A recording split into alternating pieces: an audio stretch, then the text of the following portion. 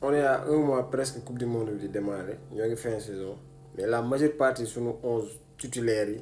ñii joué tuñu ñii dañoo blessé am na ñoo xam ne sax gisatuñ leen. On commence par Mamadou Sarr moom déjà bokkutul sax ci liste Chelsea léegi. Erreur monumentale bi Chelsea def ci année de Coupe du Monde je dirais même Liam Rossignol te d'ailleurs dàq nañ ko jëlee ko Strasbourg andi ko Chelsea léegi bokkutul sax ci 18 yi. Kalidou Koulibaly blessé et je pense que même su wéree balaa Coupe du Monde bi sax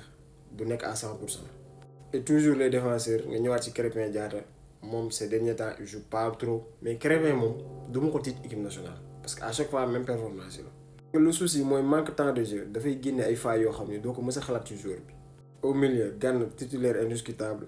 3 matchs ngi nii cause de blessure yu joué wul.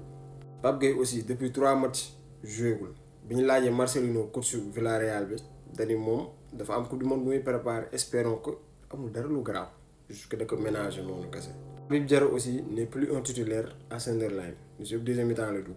Ibrahima Mbaye moom depuis bu mu jugee CAN ba tey gëj na def match complet même si que rassemblement dernier mois bi géré woon na ko mais Coupe du Monde aussi beneen niveau la. Nicolas Jackson aussi ci même lot bi la nekk ay bout de match lay joué. Bon ak joueurs yi ma jot a cité yëpp ça veut pas dire que bu ñëwee Coupe du Monde duñ toj mais aussi y a pas une garantie que ni bu ñëwee ils seront top de leur performance parce que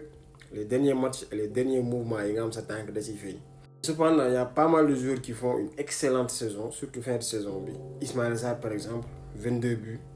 Bamba Dieng je pense que man ci mondial moom ci moom laa teg fi mu toll nii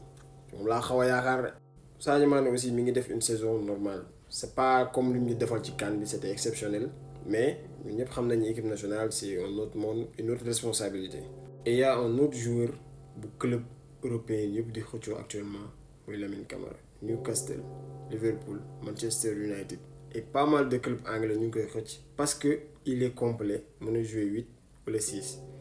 et c'est l'un des joueurs qui est plus en forme actuellement dans notre milieu de terrain. Je vous rassure même incertitude yu ñu am par rapport ak yenn joueurs yi le niveau de l'équipe nationale gëw ma ni dina wàcc parce que y a de l'exigence mais aussi y a la concurrence parce que y a pas mal de joueurs qui sont au top comme El Hadji Malick Diouf Moussa Niakhaté Edouard Mendy et aussi y a certains qui peuvent tirer des leçons par rapport ak manque de temps de jeu wu ñeneen ñi comme par exemple Iliman Ndiaye il joue mais actuellement il est pas performant peut-être que bu ñëwee équipe nationale pression bi dina wàcc il pourra retrouver sa forme. Mais il y a un autre cas bi ma bëggoon soulever c'est le cas de Malang Sarr avant Coupe du Monde bi. Et pour terminer allez vous abonner sur le compte de Bagna Collection maa leen koy mentionner vous voyez mooy Auxerre que des maillots rares du marché.